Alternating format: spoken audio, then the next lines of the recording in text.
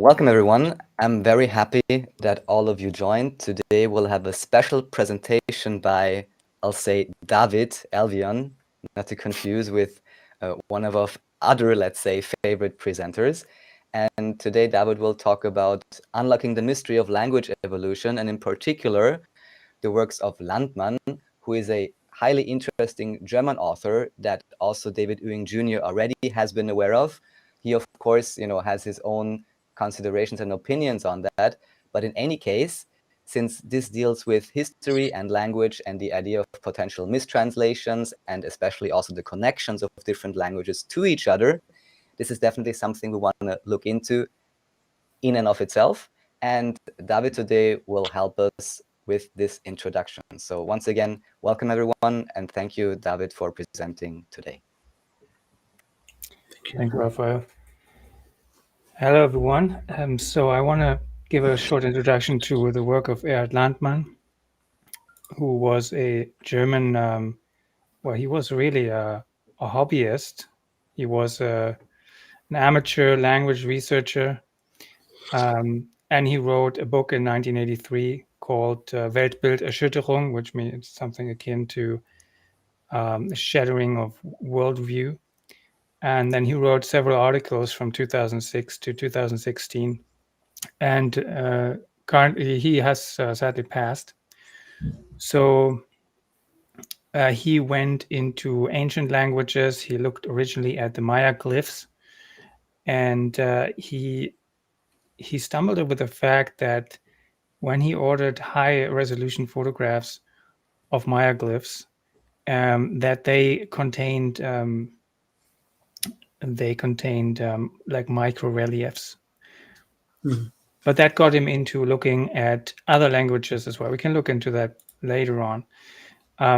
So Landmann's biggest topic was that he posits that there's a universal language that all languages have evolved from. And coming from he's a German, so coming from the German background, he then started to look into the German, Germanic languages. He looked in the Old German and Old High German, and he realized that there's a lot of overlap between the European languages and Old High German. And then he looked more out into the world, and he realized that there's still a lot of overlap, even for languages that for classical language theory are not at all related, like Hungarian, Swahili, Japanese, Finnish, and so on, right? Like in normal language theory, they are belong to different families and they have no shared roots. So he called this language then later on Theodic, which basically means coming from the gods. And he posits that this original language is over time split into 1,000 dialects, or was split by certain people. Well, let's stay here for a bit. So basically, he doesn't go into the fact why that was done or who did it. Right? That is not really his interest, and other people go into that more. Though I suggest for everyone who wants to know more about that to look into his articles on his website. I'll show the link later, where he goes more into that. In his book, he describes more of the mechanics of how these languages are shifted into the thousands of dialects that we call languages today. So he identified 4 rules, basically, that do that. And we have a lot of examples later on, tables and tables full of them. So first there's shifting syllables. That's the first transformation rule. And basically, you move syllables within words across languages. So you can, for example, a syllable at the end of a word in one language appears at the beginning of another.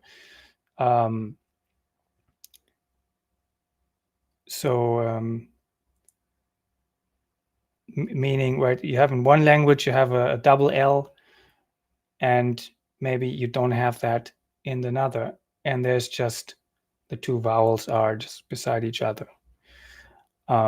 It's just one example. We see more about that later. So second language rule or transformation rule, I call them, is doubling and removing syllables.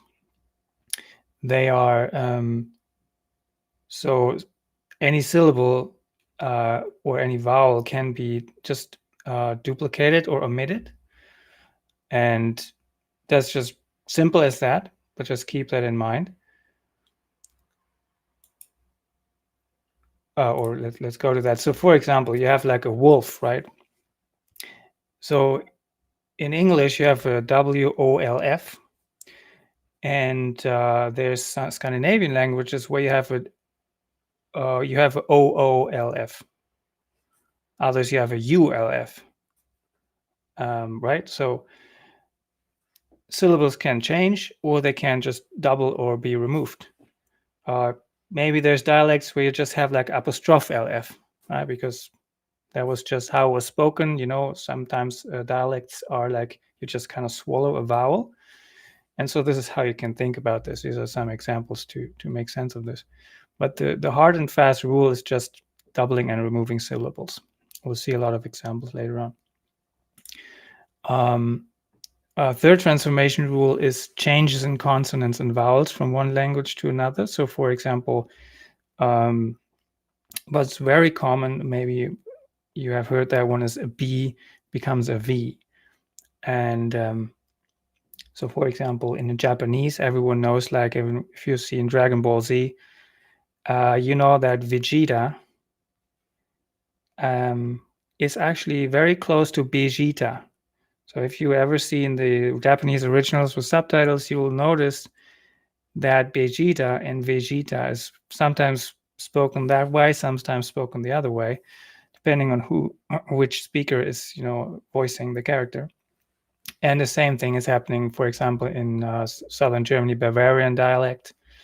And I'm sure that it happens in many languages. So that's just one example where how written consonants are spoken changes depending on region and regional dialects as well.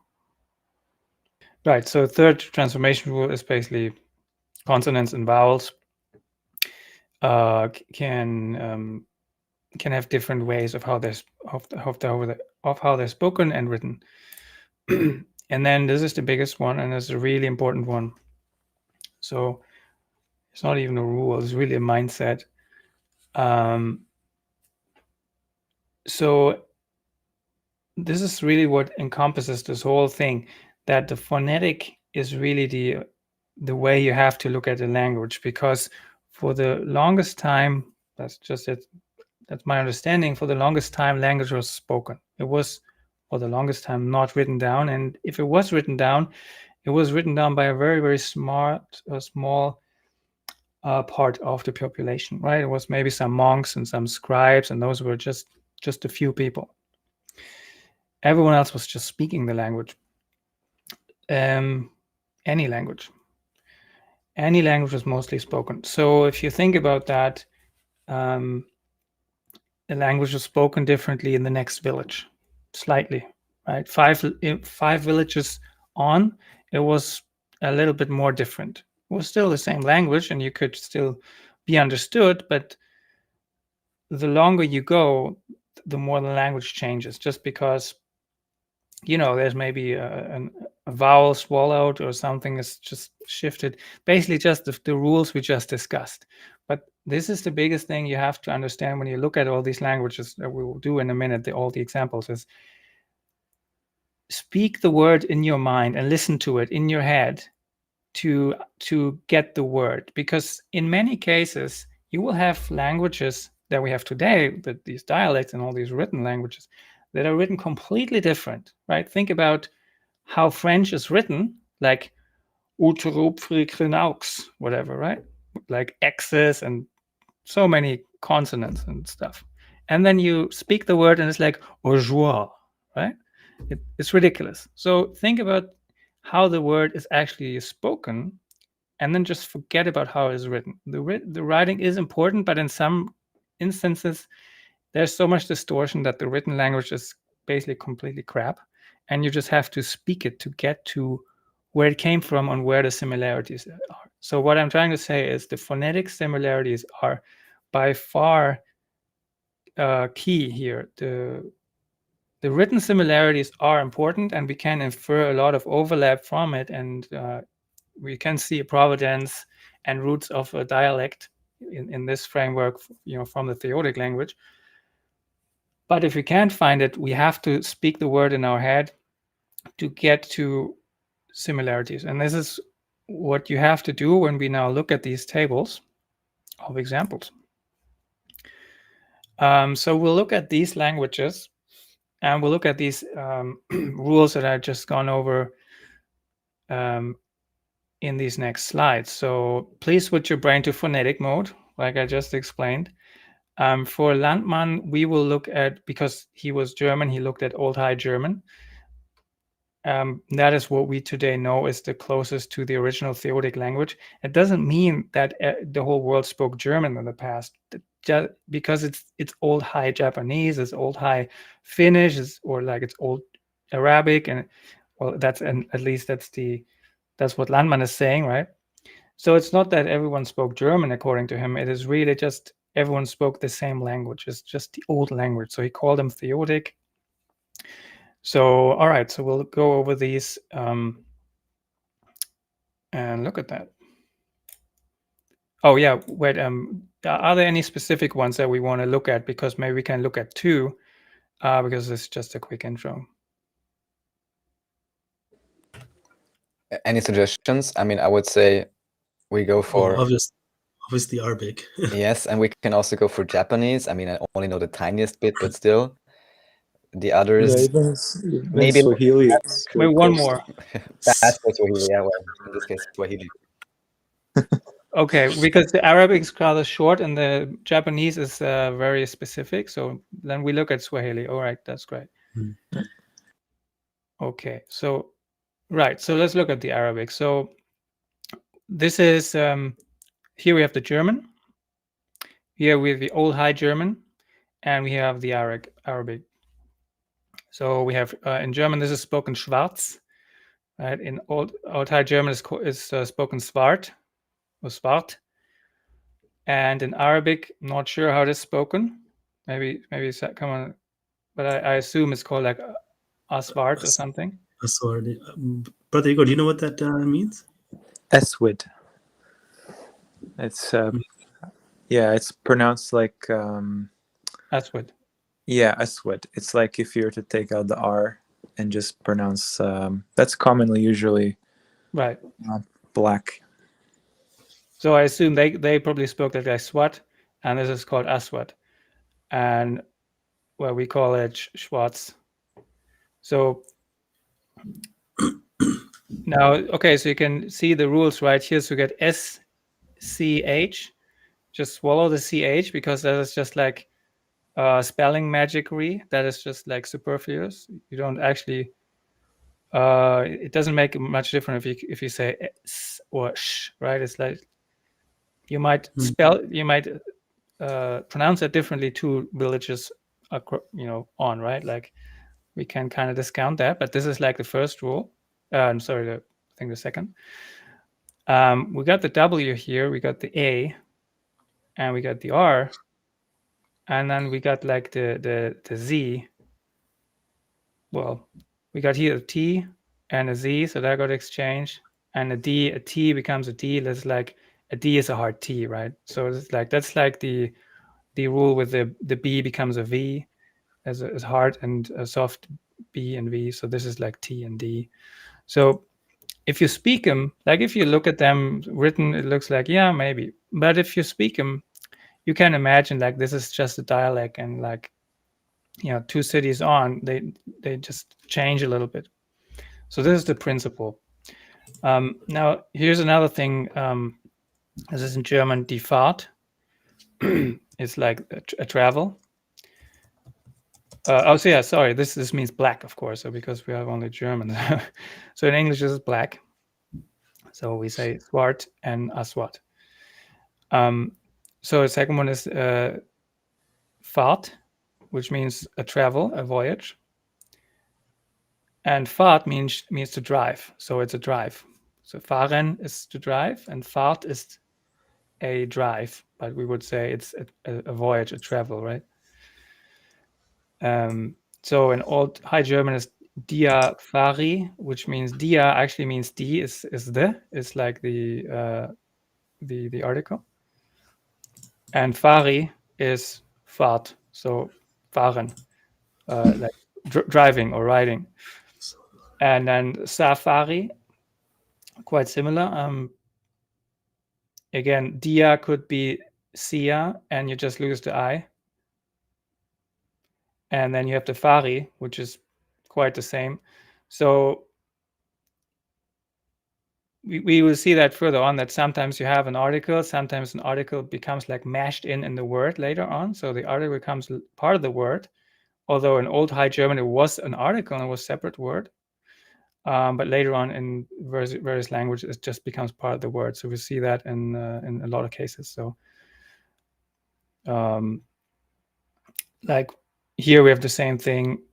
This is a Soldatenschar, means like a group of soldiers.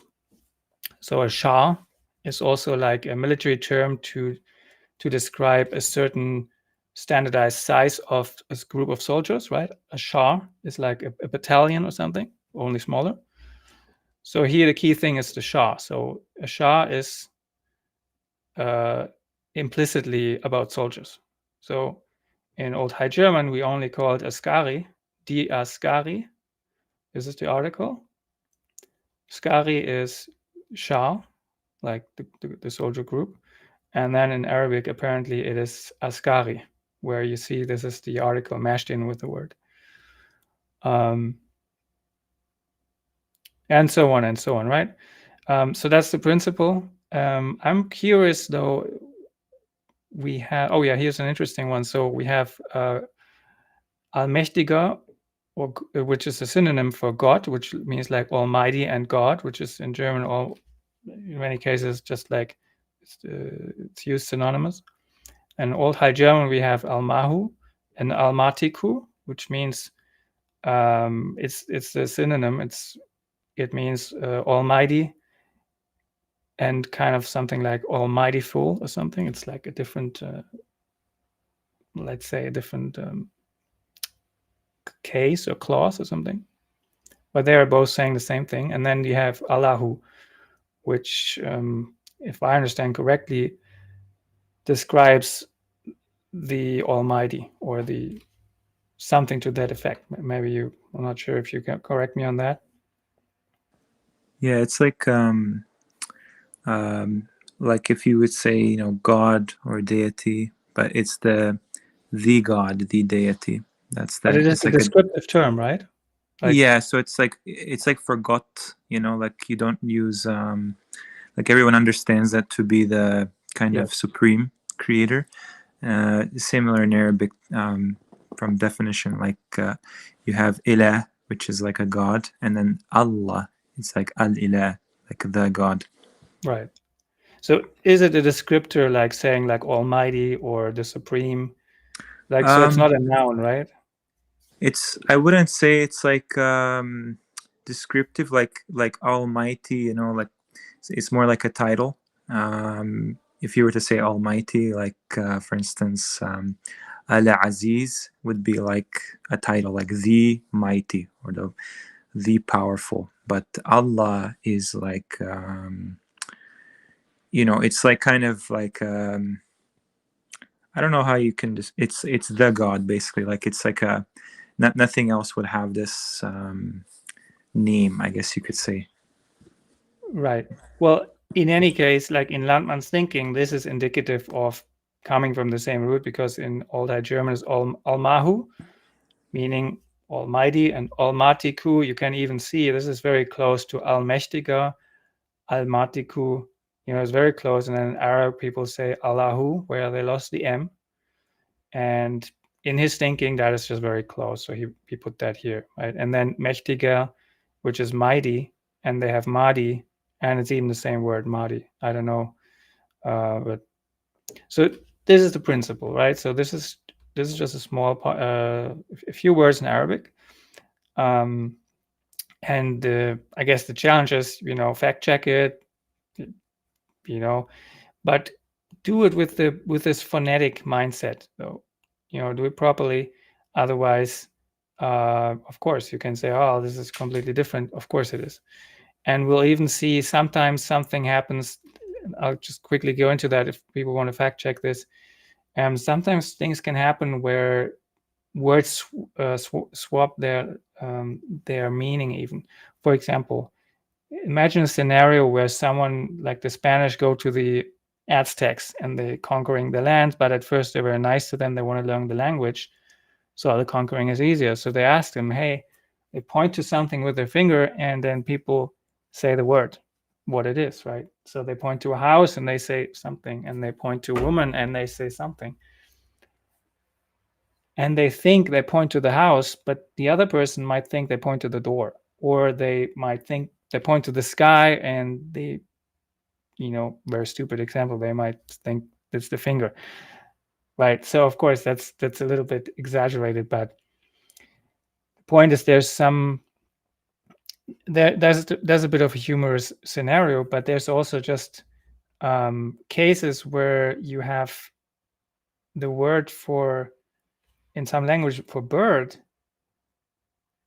showing up as what is an old High German sky. And it just, in some other language, you have the same word, but it means no longer sky. Let's just take, for example, in Old High German, you have sky, and then in Swahili, the same word suddenly means bird, right? I'm not saying that's the case. We will see that later, but that's something that also one has to be aware of. I have looked at Old High German dictionaries, and even comparing them with modern German, you see that. So that even happens with modern German. Sometimes things are just mixed up and jumbled up for some reason. So that will probably something that you encounter more when you look at languages around the world. So just be aware of that. All right, so then we look at Japanese. So this is an example out of the Nihongi, which is a very holy book for Japanese culture. I don't know too much about it, but basically it supposedly is a very old and hoary and respected book about moral rules and laws and whatever. Now Landmann completely breaks any protocol here and says this is actually just a lot of sentences saying what God does. So he breaks it down like this. So this is the Japanese on the left, and on the right you have the Old High German, and below that you have the German. So here we see something that what can happen is that the word spacing can be mixed up and jumbled. So sometimes, especially in the Japanese, you have this all the time, that the word spacing is no longer accurate to the Old High German. For example, here, let's look at number 3, Aya Kashiki ne no Mikoto. So you have here the Kashiki ne no, and in Old High German you have Kashik ine nu. Right, so you notice that the E of the ine is in the Kashik on the Japanese, right? It's just moved over there. And from Kashiki ne, we get Kashik ine. But this is actually Old High German, right? You think like, what the hell? That sounds like Japanese. Yeah, exactly. So you translate it to German and it doesn't look too different. You have the Mikoto becomes Mikoto, which means like mein Gott, which goes to English as my God. And I don't want to translate all this, just put it into a translator. You can do that later on. But the point here is that this is also what can happen. Word spacing gets mixed up, and if you don't know your actual words in the Old High German or in the Theoric, in the Old High German, whatever, then you'll have a tricky time identifying that in the first place. But if you know it exists, it becomes easier to see this. So this is, for example, here in number 8, we see Takeshi no kori becomes Takechi no kori no koto. And, well, basically translates to, there goes to the cleansed my God. Or there he goes to cleanse. There my God goes to cleanse, or something like that. For number 3, we had the translation, bad things send him my God. This is all stuff about what my God is doing, Mikoto, Minkoto, right? All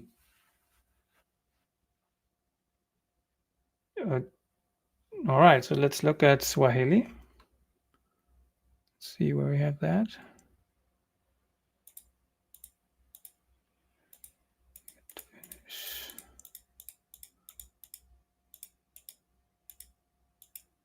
I gotta say, Basque and Nahuatl and Pasquense especially are very interesting because they're completely exotic languages. Basque is from the Catalans and Pasquense is from the Easter Islands. So they're like completely exotic. So maybe we can go into that another time. So for Swahili, let's look at some words here. So we have Swahili, we have the here we have this word and meaning jumping around from old word to new words. So we have Swahili, we have the stated meaning, and we have the Old High German, and we have today's German. So I'll translate. Let's start with, we have Swahili, ufuguaji, apparently means Aufzucht, which means like to grow plants, growing. Old High German, the word is ufu ziohan. And then in German, today's German is also same word, same meaning. Let's see if we can see something that's different. So not that I have any idea how this would be properly pronounced, but it's like Uffizieren. Exactly. So it's just to pronounce it and this is a way that actually in certain Austrian dialects or German people would actually say it more or less Uffizieren, exactly, or however. It is German dialects today. It's like Hessisch or Lower Saxony. They would look at this, they would laugh, with like, well, we talk like this.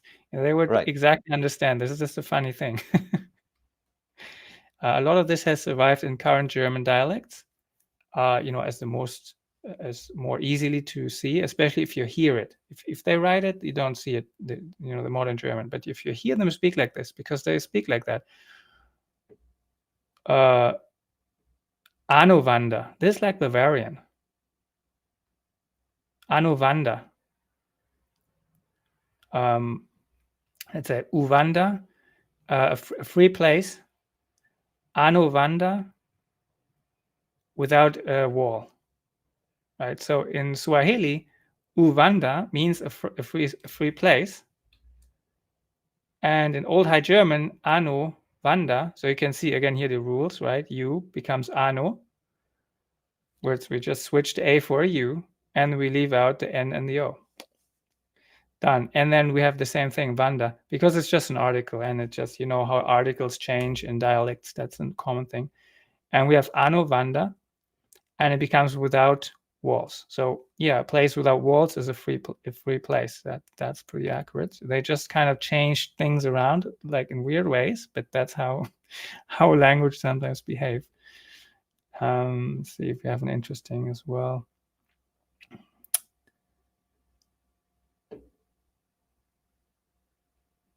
Let's see.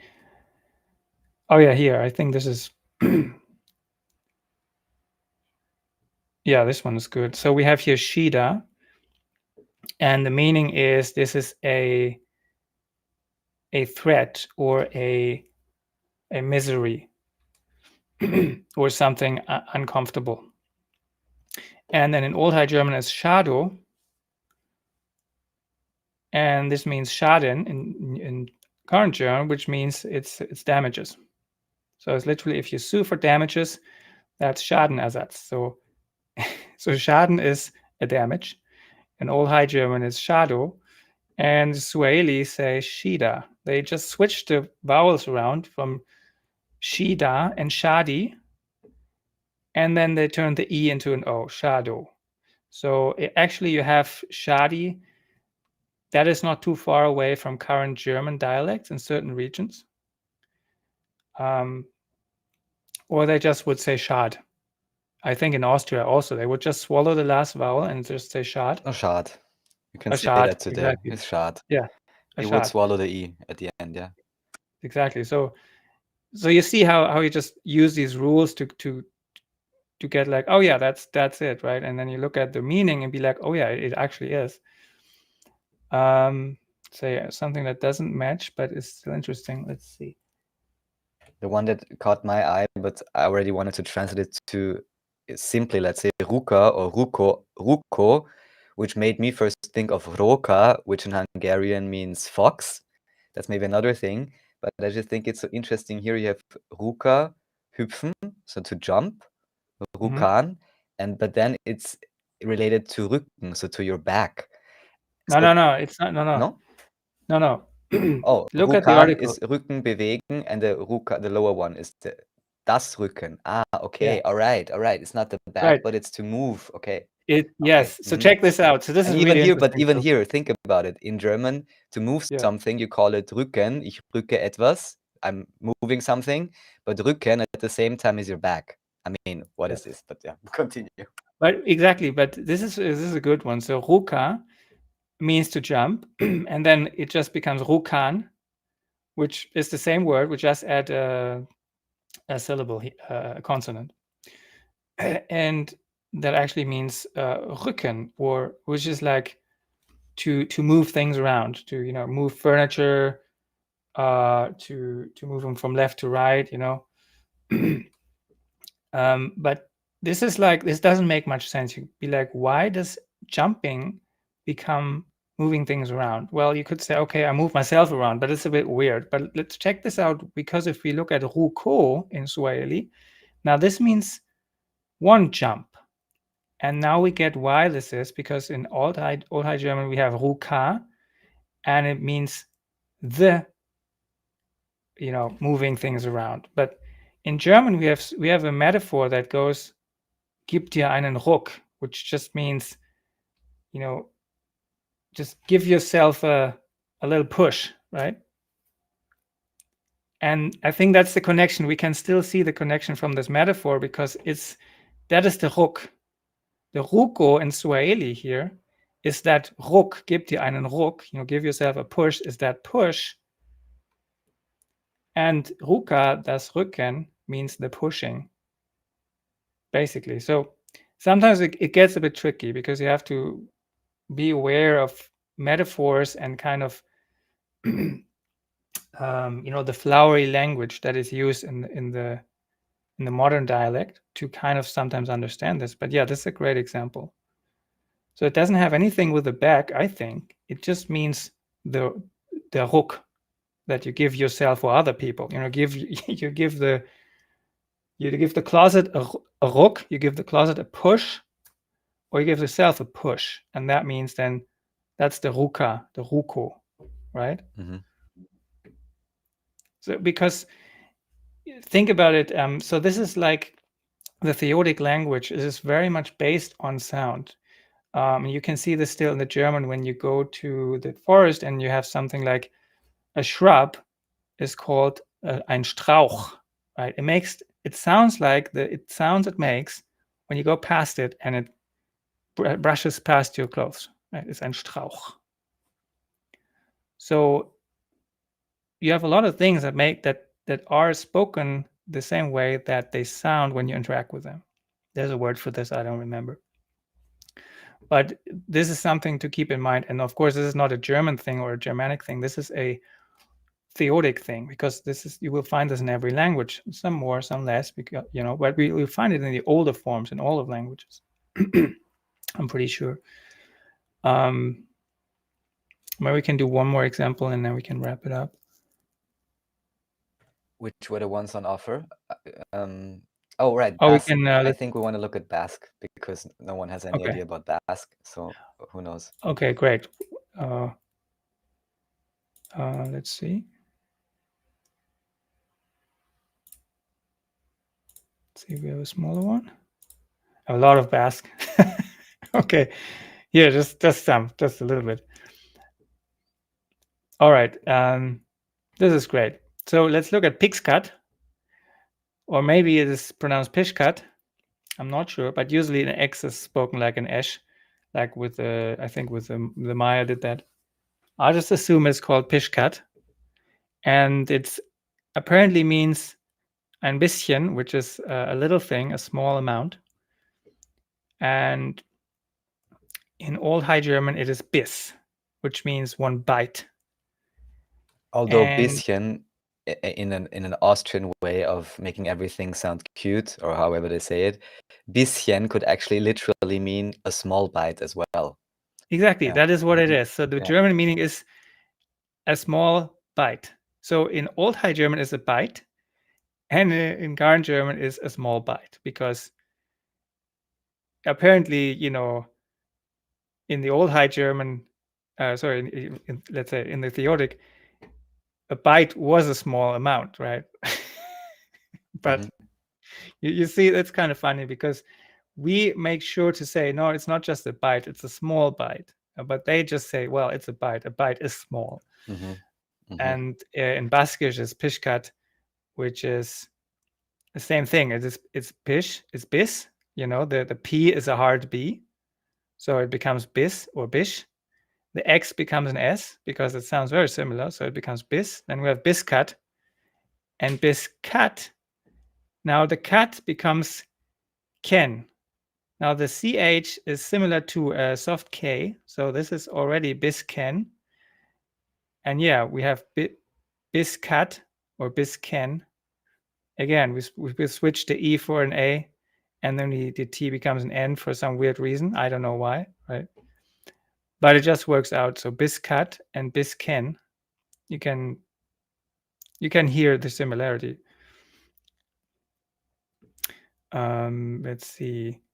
Here we have something that is around in German, in European languages, I think is very, in one form or another, is very known. So we have this Presku, and apparently means fresh, frisch in German. And then Old High German is fresku, which also means today means fresh. So presku becomes fresku. For some reason, the P becomes an F. You know, and the C becomes a K. That doesn't mean anything, because it, in most cases, that's just spoken the same. But yeah, presku and fresku. We can see that from some. Today we have a PH in some languages, and sometimes we speak it as an F, and sometimes we speak it as a P, right? So we can already see that P and F are basically the same in terms of writing things down. Like it basically means, yeah, sometimes these guys spoke it like that, and these guys spoke it like that. You know, these guys spoke their P like an F, mainly very soft, and these guys spoke their P with a P, like a harder P. So, And just but yeah, give one current day correlation for this, which is why nobody ever knows how to spell my name, which I really don't care about, but it's just hilarious, because there is, I guess, even officially now 5 versions to spell Raphael, and there you have versions with F, or you have versions with PH. At least in German, this is very common. But even, and then you have many words which in English you would use PH, and in German you use an F. So I guess for German speakers, that's quite an obvious one. And I think there might have been a time when it was even Raphael, you know, and then there was Raphael, and then there was maybe Raphael or something, you know, there was like a spectrum from P to F. I would assume in the spoken, and that just translated into the written with like a P, a PH, and an F. Yeah, someone gave the correlation with Rasul, I think, in the chat. Someone who knows anything at all about Arabic, I believe. But yeah, we can talk about that later. Yeah, that can be, because the F in the in the what we call the Gothic script, or you know, the German old printing script. The F and the S is very similar. So I would even say the F and the S it's almost the same thing. So Oh, but that's interesting, because isn't it even literally that in old, supposedly, we never know by now, old documents and scripts, oftentimes you have this strange F going from the top to the bottom, but it's an S, no? Isn't that like official also? So there we have it as well. Well, we don't know if it's an S or an F. That's the funny thing. Okay, like, right, yeah, whatever they say, but yeah. No, you're right. There's a controversy about the F in the old scripts, and so that's why I say, taking into account that we talk about the spoken here mostly, and I put a focus on that before that. That's why, because there's so much controversy about the scripts, and there's so much manipulation and shenanigans going on. But we know that even today in the mainstream, there's a controversy about F and S. And then we know from our own experience that P, PH, and F are in many cases spoken the same. So that's why I say, like, those are very close consonants: P, PH, F, and S. And we will find them replaced and switched in a lot of these cases. When you look at dictionaries of Old High German and words around the world, you will see these switched all the time. All right, let's see. That's I think, yeah, that's just a quick intro, and thank you for your attention. Oh, if we want to do some quick, oh yeah, no, I want to show this quickly. Yeah, no, not okay. A few more minutes, okay, if you can. Right, this is relevant, yeah, to understand what he thinks or concludes. Yeah. Exactly. So Erhard Landmann, he, like I said, he came to this whole thing by looking at Maya glyphs, and this is what we normally know as Maya glyphs, right? These are just some photographs now, and looking at these, he saw that there's some weird stuff going on here. If you look at these figures, they're not just kind of painted. They're like comic book figures, but also they have like these weird designs on them that just look like superfluous. They have, it's just kind of too much going on. So he realized that these are what we call Latin letters. So if you look at these, you will see like mua, mua, or eli, eli, stuff like that. You see actually words or repeated word patterns. And these are basically sigils, what we know as logos today. You know, if you look at a logo, let's say Marlboro or AOL, you look at them and they have like made a design that takes a word and transforms it into a graphic design with a certain meaning and, you know, a certain effect on the viewer, and, you know, a triangle or whatever, you know.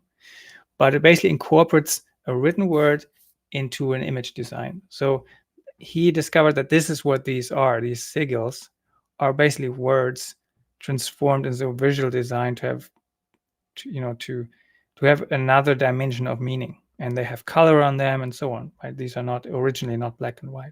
So now, if you look at these figures here, they are more complex. So you have actually a figure that is transporting a meaning, but then the figure is made out of letters. So it's a similar concept like you've seen these ASCII graphics where you have like a naked woman made out of L's and M's and K's or something, right? You know, this is like internet lore. Right, this ASCII, this text-based, basically exactly. how you can make, yes. literally how you can make images from text, usually in console display or something. Yeah.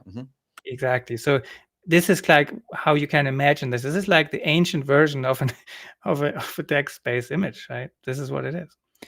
And he also saw like reliefs, not just Mayan, but all over the place. And he looked at high resolution images, and he then saw, again, you look at this and you see a E, O, S, P, you know, I'm not sure if you can see this, but if you look at this, you see actual letters. It looks like there's like this noodle soup called like a letter soup or alphabet soup, right?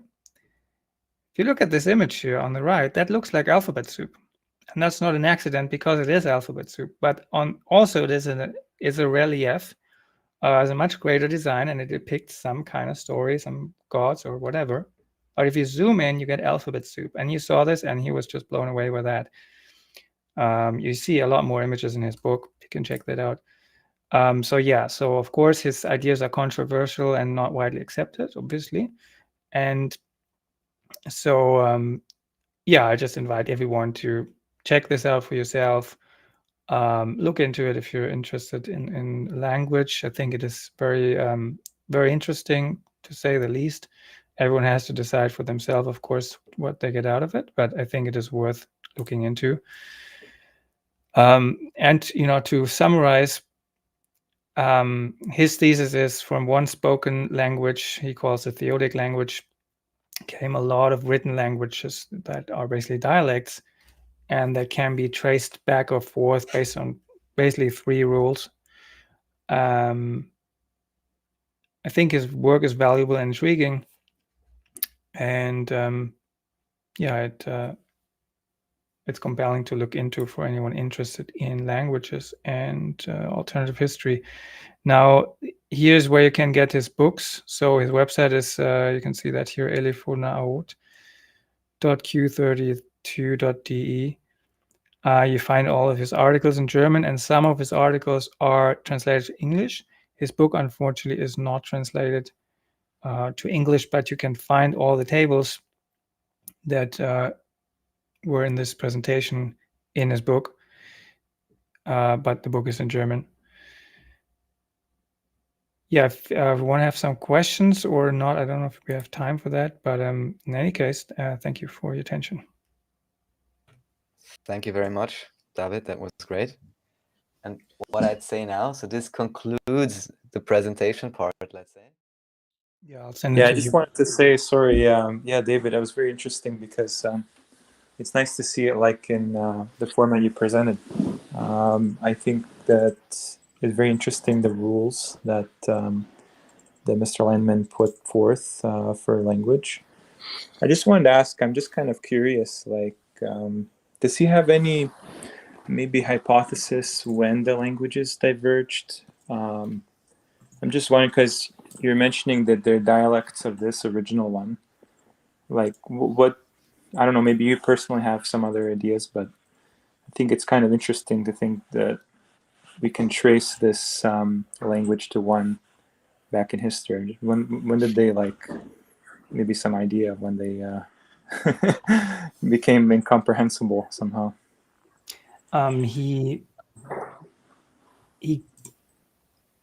He didn't touch too much on the when, because he had no way of, as a linguist, and he was doing this in his free time. He was a retired guy, and as a linguist, there was no internet even in his time when he started this. He had no indications of when. What he had indications of was who, because there were clues in these transformations, and especially in the reliefs, things that were repeated over and over and over, and then he could kind of infer, with looking all the original language and all the transformed dialects, what that means. So he had clues about that, but he wasn't really going a lot into when. He maybe does touch on it a little bit in his article, because his articles are basically discussing other works and misinterpretations in his mind. And from that, he then sometimes goes and says, okay, this is a wrong chronology, or this is a wrong chronology, or this was earlier or later, right? But he doesn't really have a chronology of his own. That wasn't really what he was interested in, because I think that's my interpretation. He figured that there's just no way that he can get that accurate, and he was very much interested in something that he can actually, put forward that has a certain amount of reproducibility, and that people can actually look at and check out for themselves. So he wasn't really too much in that, but you can find hints on that in his article for sure. I'm just not sure about his English article, because not all of his articles are translated. Right. It's interesting, yeah. The who is definitely the big question. Well, the who is, he goes into that in his article. So he he first saw that in the reliefs there's a lot of L, where you find the EL and the LE. Mhm. So L and Li. Right. And well, we know the L from other places, of course, and the Li we know them too. So we know the L lo him, right? We now, as we know, according to Landmann, is Li him is the same thing because we just switched the vowel.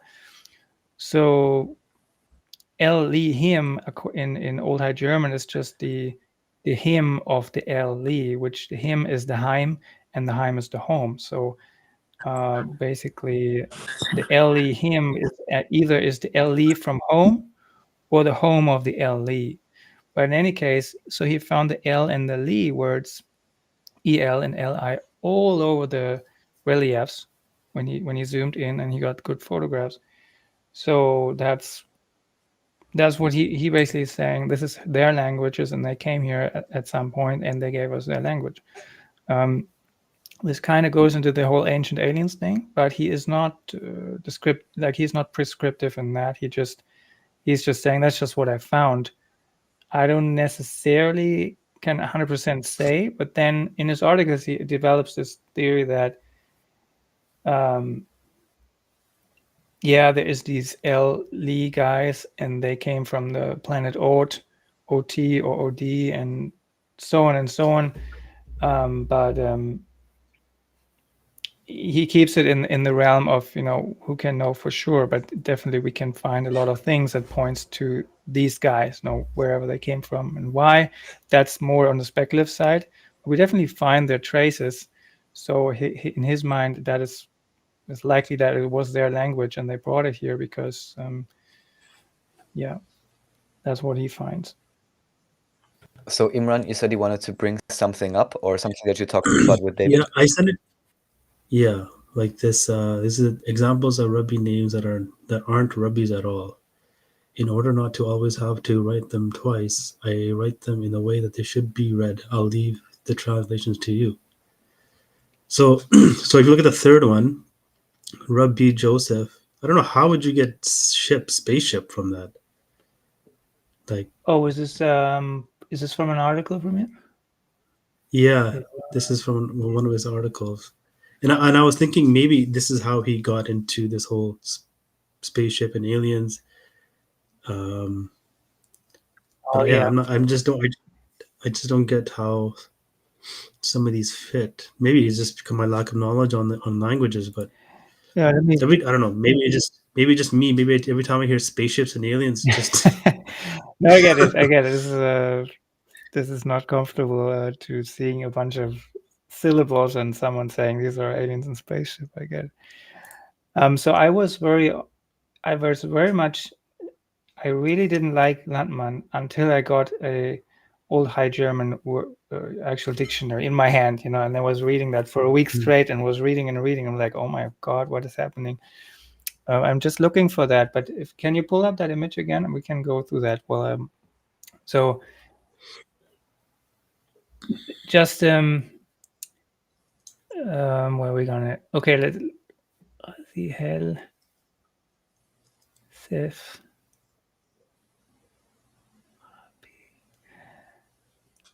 I gotta pull up my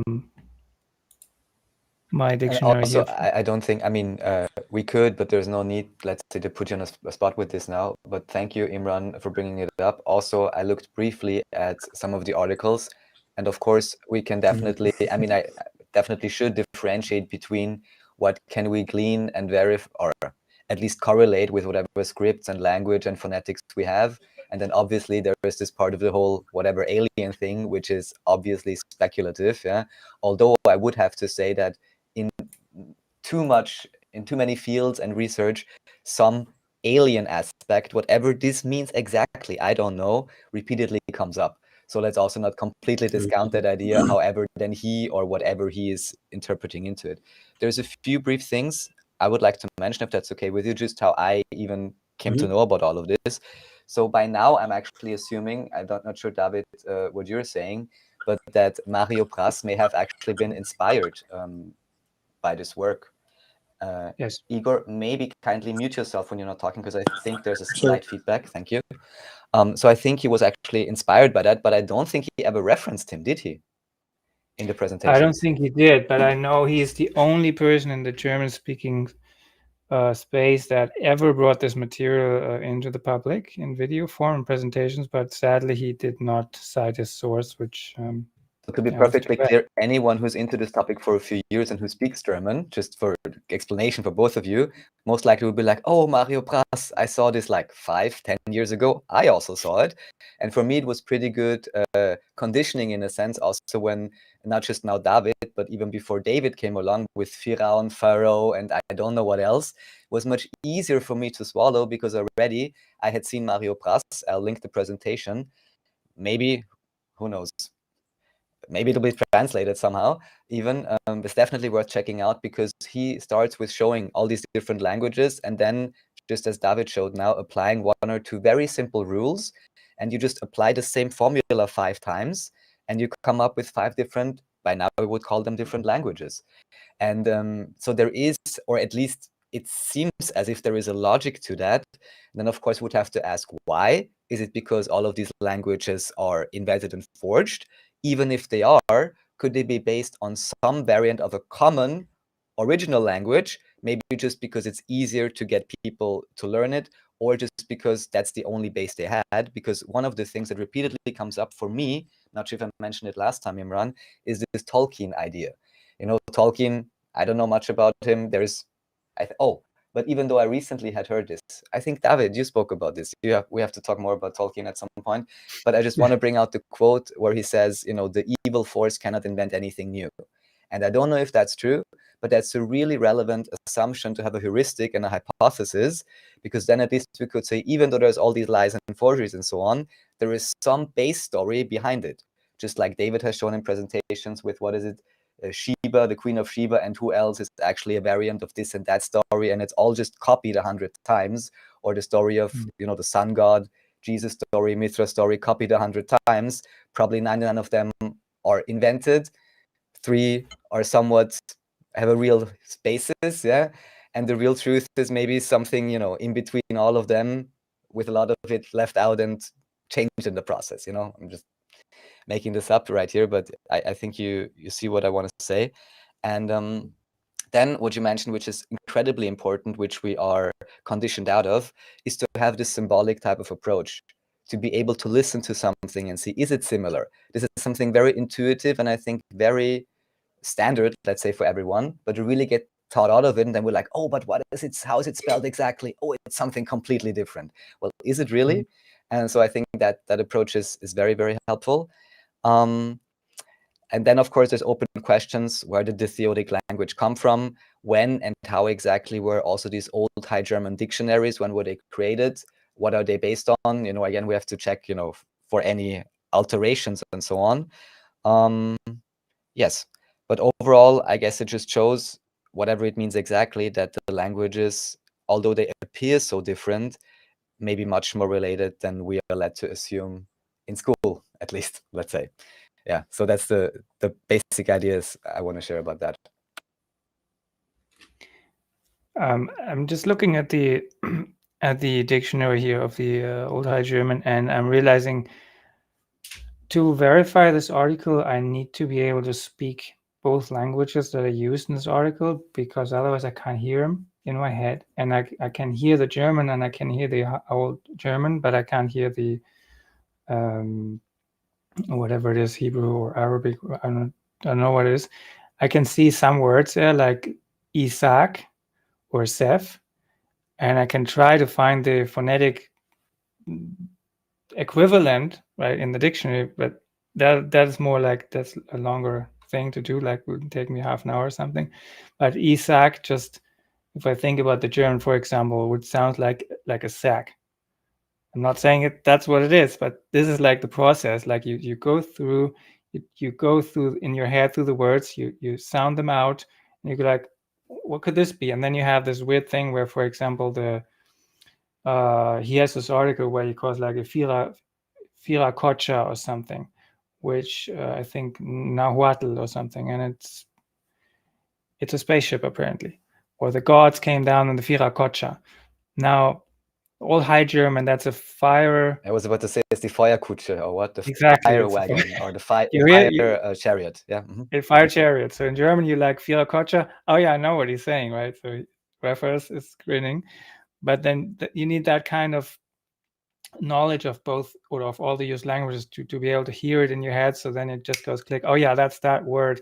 And because the problem is, it's not just that you have to hear the words, but you have to kind of you have to hear the transformation of the words, and the cut version where like they swallowed a vowel or they swallowed half of it, right? Like I showed you the rules. So it becomes really difficult. It's like if you imagine you go into like let's say the language that you're most familiar with. Now you go to where the language is spoken, and you go the most remote mountain village where they basically talk like right, and you just really have to know the language to just barely understand them. And this is the level of knowledge that you have of a language, basically, to really be able to say, I get it.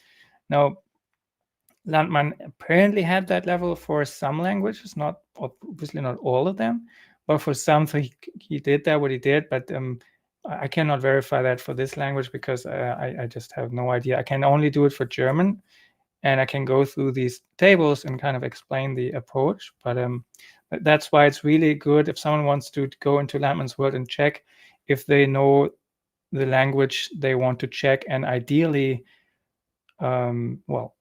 ideally really German, or if the old version of that language, if they have dictionaries available, and then they can do that too, to have the sound in their ear. That's ideal. So if the mother tongue and another language, and they can get a dictionary of the old version, that's really helpful, so they can get the slightly different sound in the head.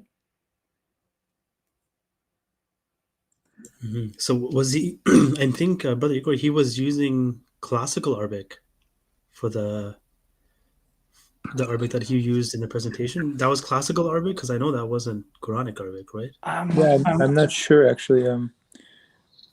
Because I tried looking up. I think what was it? You said black was aswad or sawad. Yeah, And that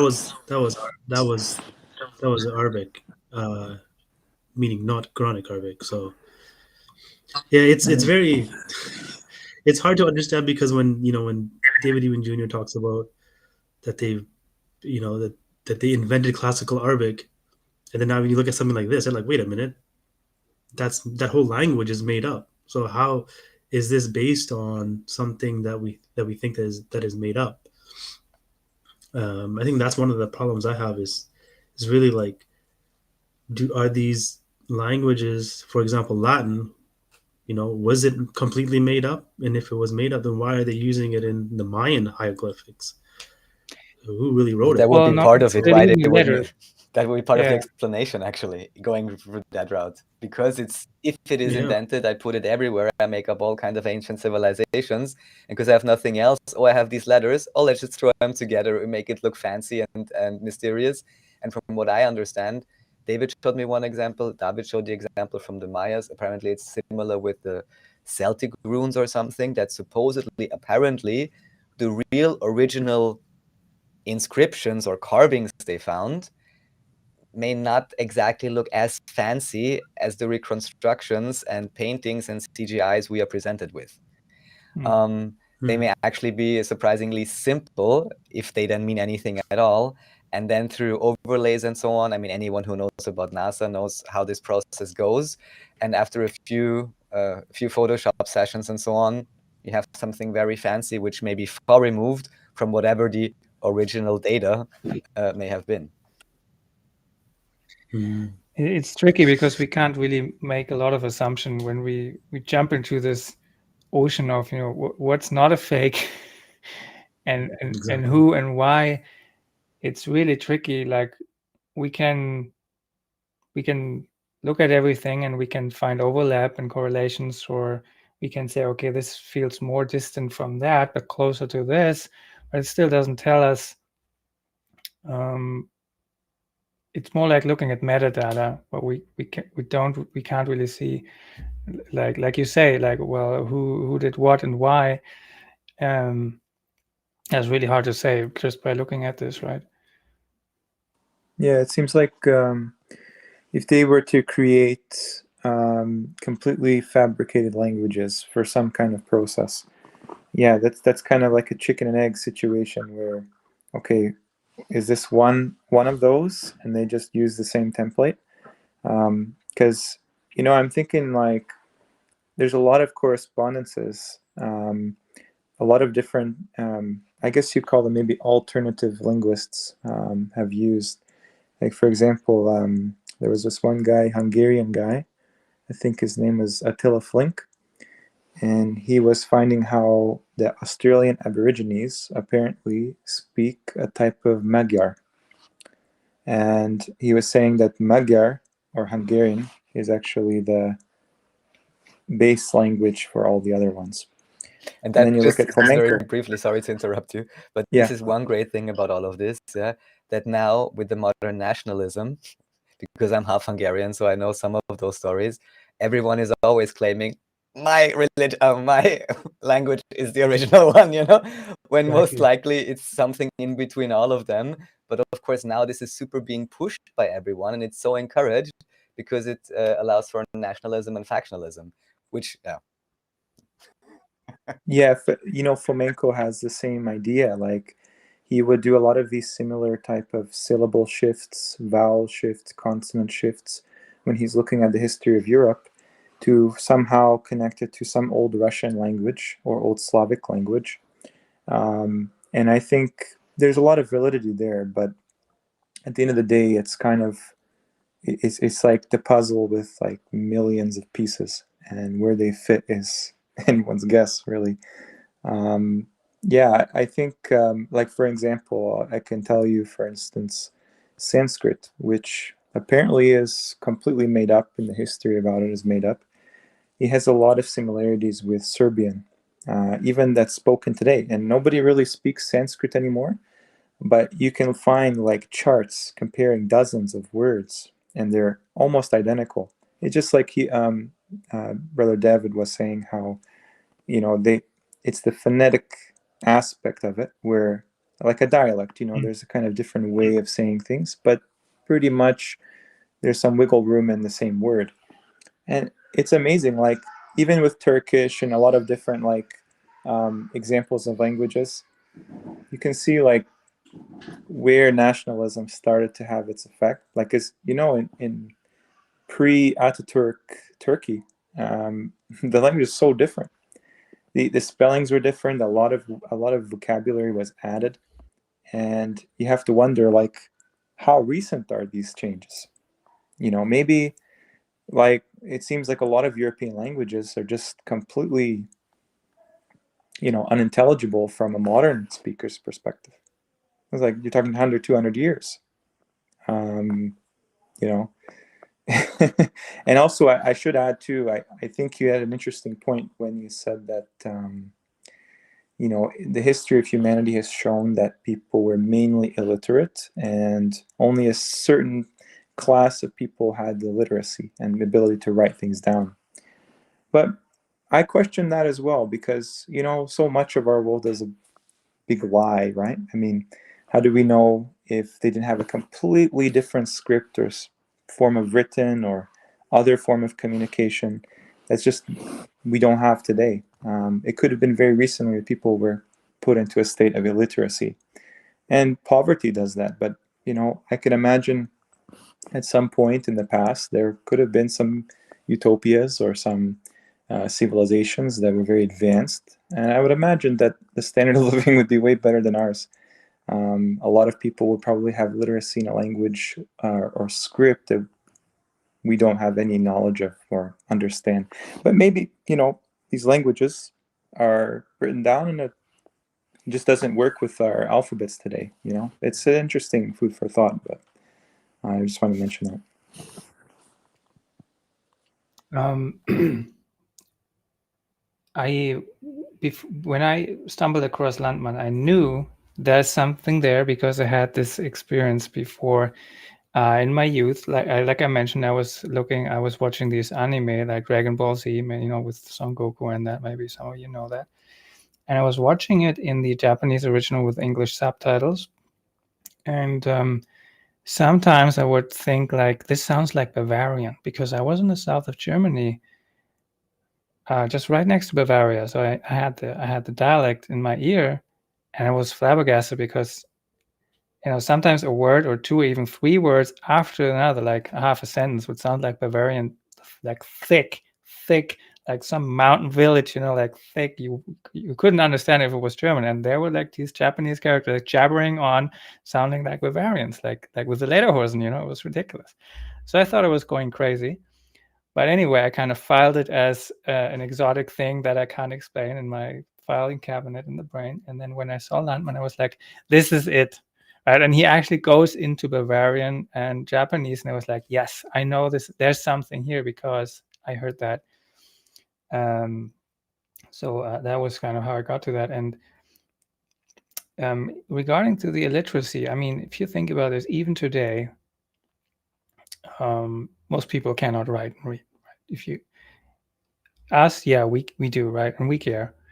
We correct our typos, but most people don't do that. Look at the internet right now. It's a chore to write. People would rather just speak. You look at the videos, they are auto-transcripted. No one writes if they don't have to. They rather speak, even us.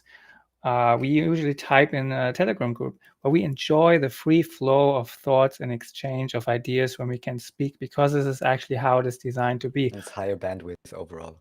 It's higher bandwidth, and maybe telepathy would be even more comfortable and natural, but not to us, because we're not conditioned to be telepathic right now. We do it intuitively, right? But that's our normal mode of operation of exchange. So writing is a hindrance for us. And I would say, even if I imagine we were in some kind of utopia, we wouldn't probably be writing more.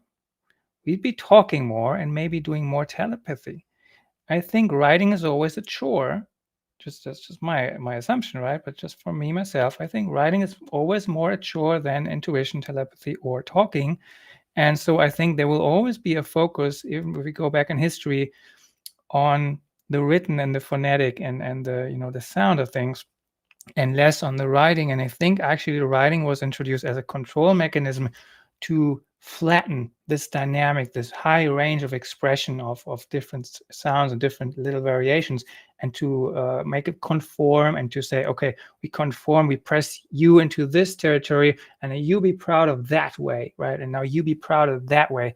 So I think it's a part of the divide and conquer scheme, and it's not at all a natural development, because natural would be, this village talks like that, and the next village talks a little bit different, and they're proud of that, but they're not that proud, because they know they walk 100 meters and it sounds a little bit different, and that's fine, right?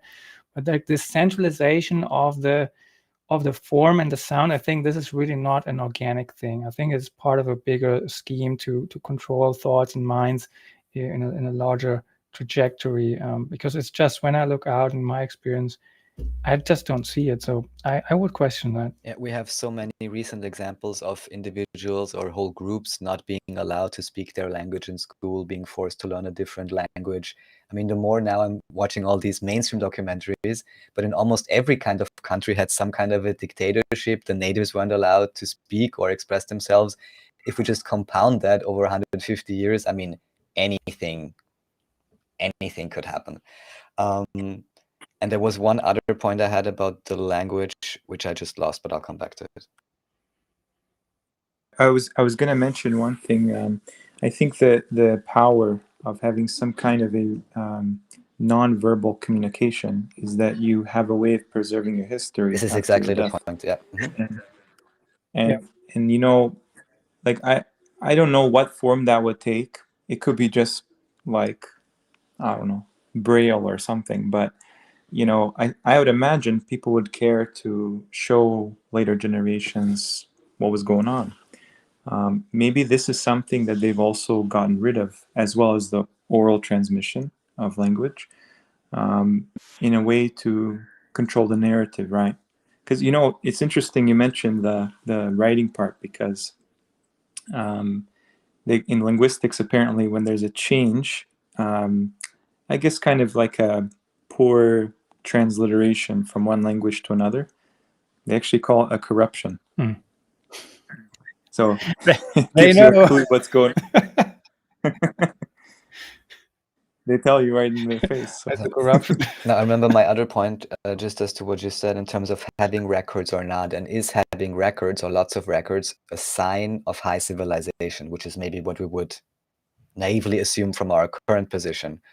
I would almost argue that it could as well be, and the same question for me at least is with the Quran, whether this is not actually more like a backup, or like when consciousness is lowering, when for some reason the lineage of oral transmission and teaching within the village or family or whatever cannot be guaranteed anymore, that of course, number one, use it as a control system to force things from above, or number two, if I realize my society is heavily threatened and this usual way of communicating, talking to each other, spending time with each other, cannot be guaranteed anymore for whatever reason, whatever restrictions, whatever conflict, then I would be forced, quote unquote, to start writing.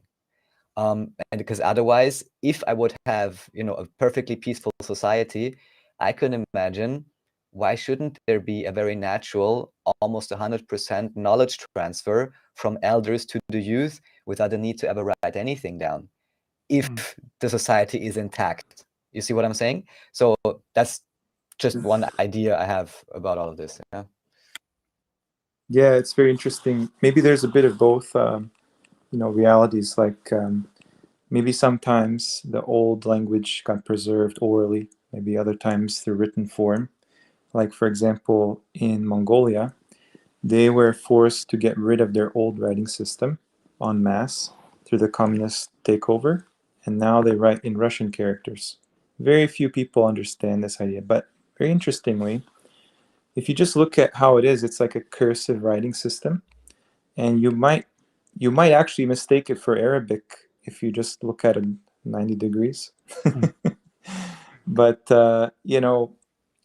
who knows what the actual origin of it is? But I think there is something to be said of this kind of telepathic transfer. It seems very like how we're talking right now through the internet. Like, it seems like there probably once was a time where you had this subtle technology, and it got replaced over time. Maybe you could call it magic or something, but it got replaced with this hardware after, and maybe the times changed. I don't know.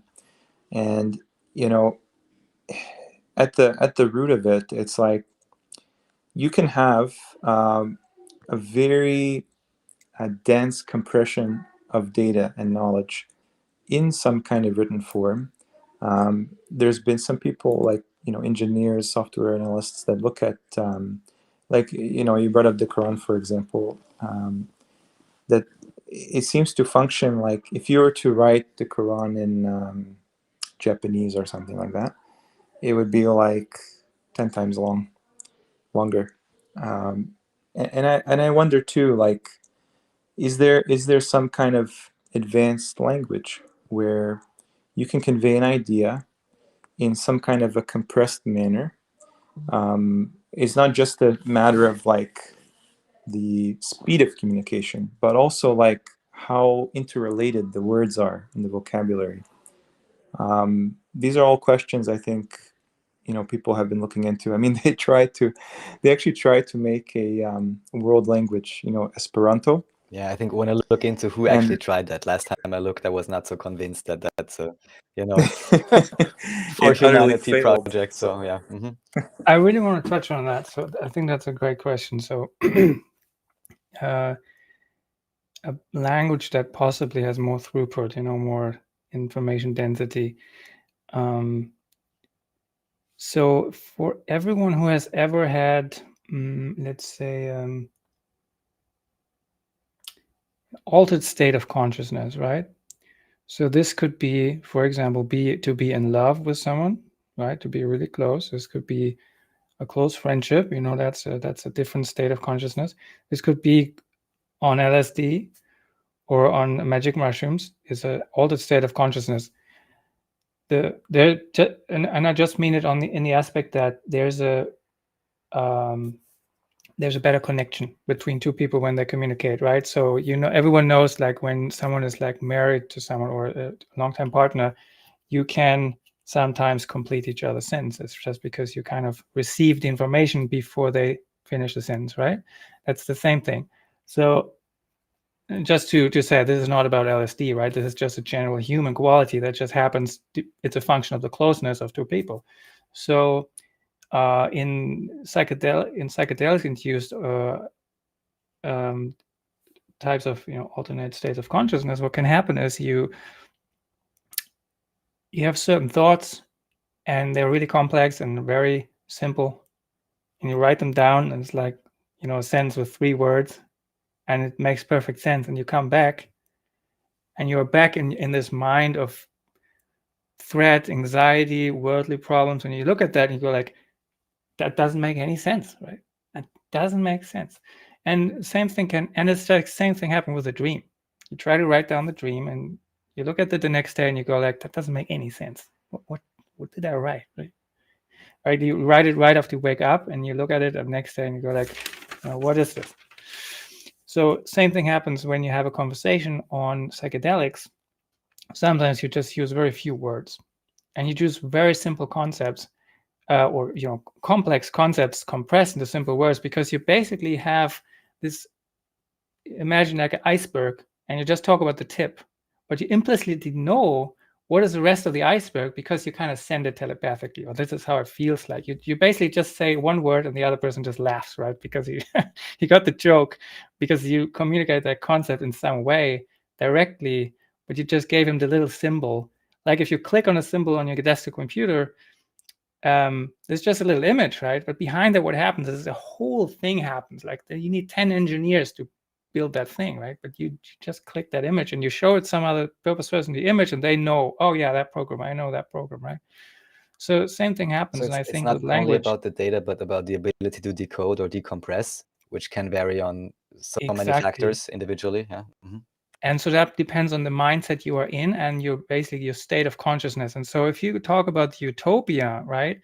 Now it could happen that they wrote things down and we just don't notice, because it's just arrangement of trees, right? Yeah, we can see it. we just felled all the trees. We just didn't see them. Maybe they were forests because they were really smart, right? We're really dumb.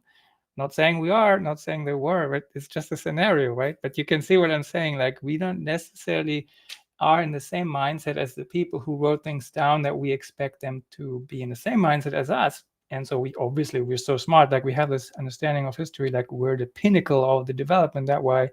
Therefore, we have to be able to decode everything obviously automatically. Maybe that's not the case. And maybe it's like we're like the guy looking at his notes from the dream after, and in the next day, and we just can't make sense of it, right? It doesn't make sense. Yeah, I agree with you. I think the further you go back, they seem to be way more advanced, more sophisticated, more alien. I don't know. But definitely hard to relate to. Maybe at the core of it, right? We still have the human soul, the human kind of connection, right? I think it's important to humanize the ancestors as much as possible, or else you'll fall in the trap of becoming a nationalist or something like that. But I think, yeah, as time goes on, you get a copy of a copy of a copy of the progenitors of humanity, and that's what it seems like. Every generation, there's knowledge lost. There's some kind of a degrading going on. Maybe there's something to this evolutionary process. It's just backwards. It's just devolution in a way. Maybe people were taller, maybe people were more numerous than us. Definitely more advanced, it seems like. And that is really confronting if you're trying to control people like cattle. Because how are you going to tell them, we are not the epitome of strength and resourcefulness and everything? If right? you control them, So you they can would only want tell to- them one thing. You can only tell them they're always the best right now. And it's kind of Yeah, hilarious exactly, that even exactly. today, and I'm not deliberately choosing any examples, but even today we would have supposedly, let's call it governments or societies, who from the outside we would look there and be like, oh, there is such an obvious dictatorship, and look what they're telling them. And then if you kind of look at what is what almost needs to be the stance of any state or any power structure, is just exactly what you said. And if they would come around and saying, oh, maybe 200 years it was a lot different and many things a lot better, that wouldn't come off so well and probably wouldn't generate the support that is required, which anyhow appears to be crumbling, at least from what I can perceive. But yeah, don't want to be in their shoes. So for the archaics video I mentioned earlier, the archaics for beginners, it touches on some of these things. So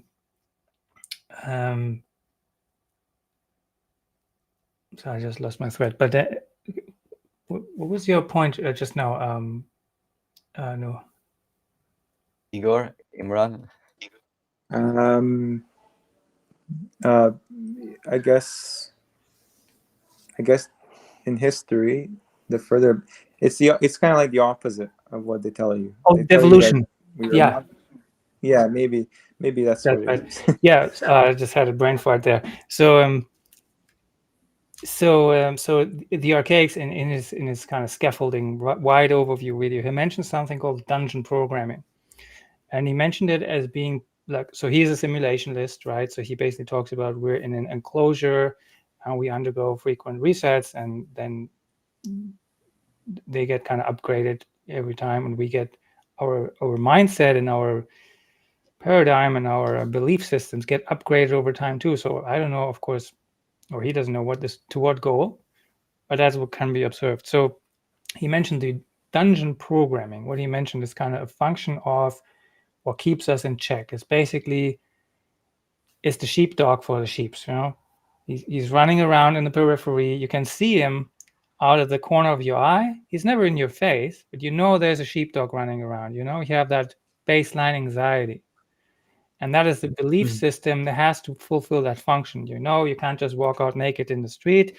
You know, you can't just not get up and do nothing for a while, at least. You know, things will happen. So you have to get moving, have to do what you're told. So you'll find this kind of programming in every society.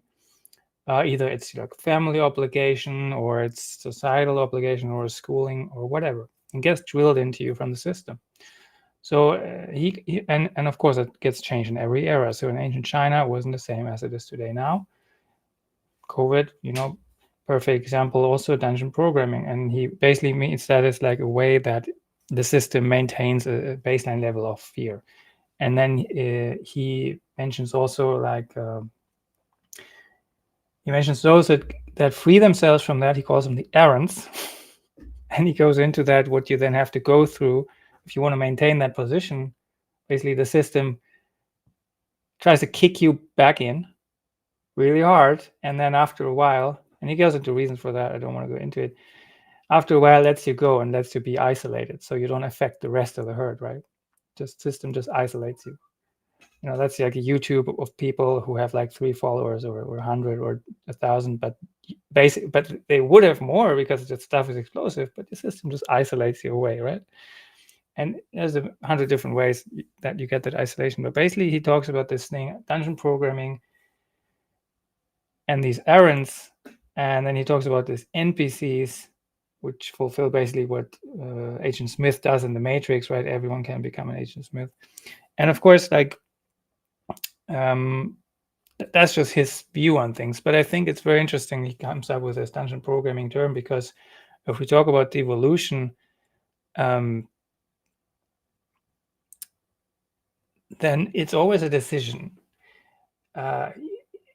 If you are like in every era and every time, you're always at the height of the era, whatever you are, but you can always decide, are you with the programming? You know, are you living in fear and you're living in, you know, one thought to the next, and you just ask, what can I do? Or are you trying to some extent to distance yourself from that and try to have a breath, a little bit space for your own thoughts?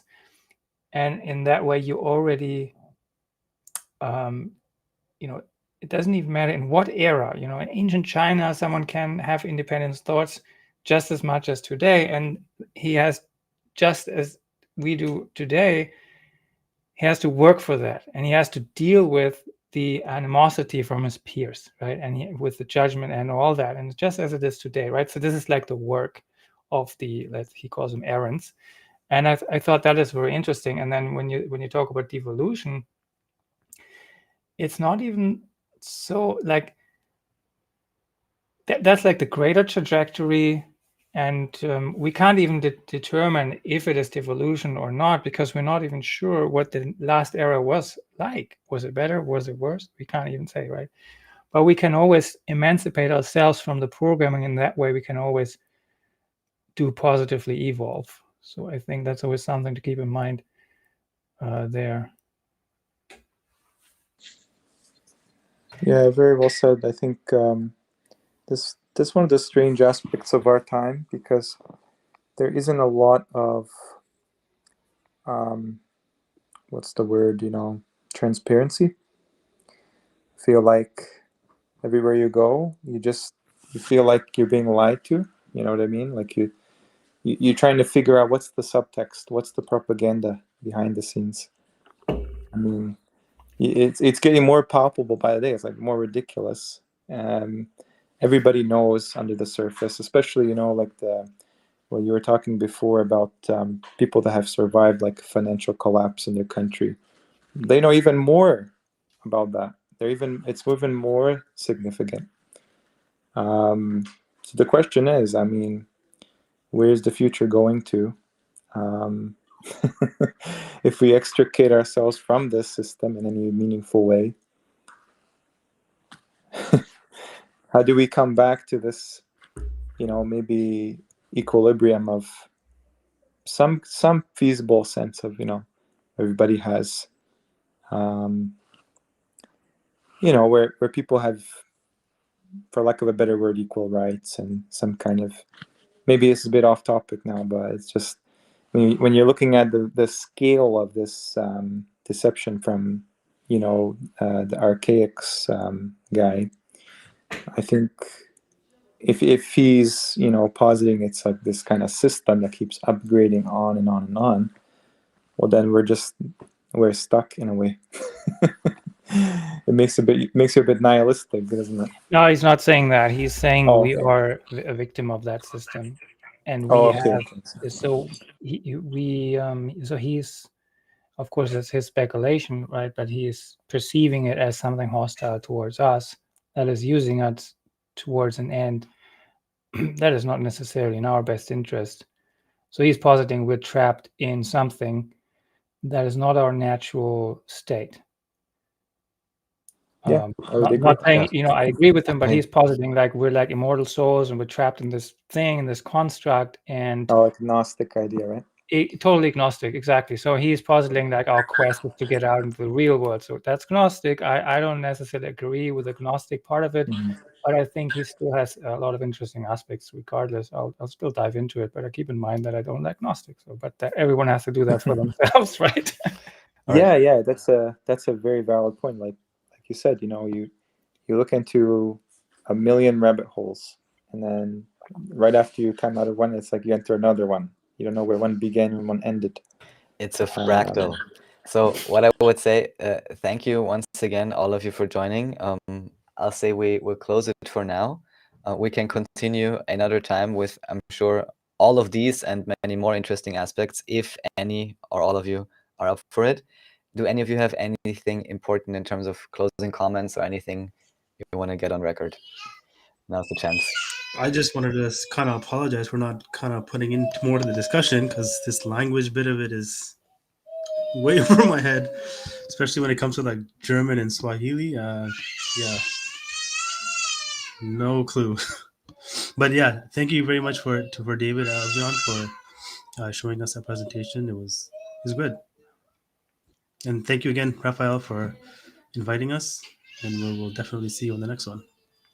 I have something on my mind that I really wanted to say really short, that I heard from Michael Deciphering, that he mentions that a lot of native peoples around the world, and this is in regards to the devolution that you mentioned, he says a lot of native people around the world are basically saying we're not the latest and greatest model of our peoples. Our ancestors were much more advanced, and something happened. So, that's the catastrophism aspect. That would explain the ancestor worship in some way. Huh? Exactly. So Yeah. and that's another deep, you Yeah. know, that there's many different rabbit holes, but that's another way to look at it, that there's a lot of tribes out there and they're honest about it. They don't go like, we're the best, we have this big ego. They're like, no, we're just doing our thing here. Well, we know our ancestors, they were like, you know, huge physically and literally, yeah. in other ways, right? So there's that, and you know, one can research that, but I'm just saying that this whole devolution thing also has more aspects to it than just being a philosophical idea. It is not just that. Yeah, absolutely. I think the Native American stories have a lot more truth in them than we give them credit. Imagine, you know, if they actually at some point survived one of these catastrophes, that would be starting at square one, nothing. It'd be like kind of an exile in a way. So it's understandable, like their lifestyle is like, At least okay, we did that, remember let's that try is something else. to them, which is the core point, which none of us can, because we're being taught, oh, this is the best and only world there ever was. So that's a relevant point. Well, Yeah. Even like the Amish or Mennonites, and they don't want anything to do with technology. They've probably had some kind of a history with that. They even don't allow people to grow mustaches because they say that their enemy is the one that had mustaches.